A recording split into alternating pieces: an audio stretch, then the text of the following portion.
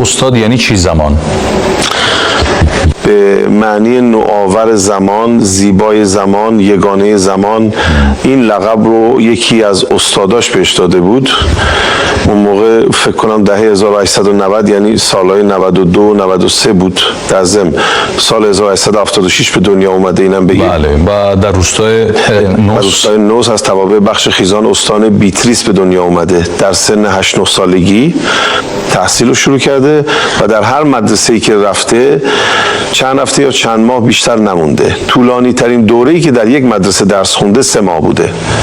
این خیلی جالبه. چرا زیاد یه جا بند نمی‌شده؟ داشتم به همین اشاره کردم. به خاطر اینکه هوش و حافظه فوق‌العاده به ندرت در یک شخص به این شکل با هم دیده میشه، بهش لقب بدیع‌الزمان رو دادن. این که 90 تا کتاب رو حفظ بوده، اتفاقا در یکی از مصاحبه‌های شما هم به این موضوع اشاره شده و اینکه 90 تا کتاب رو به دیوار تکرار می‌کرده.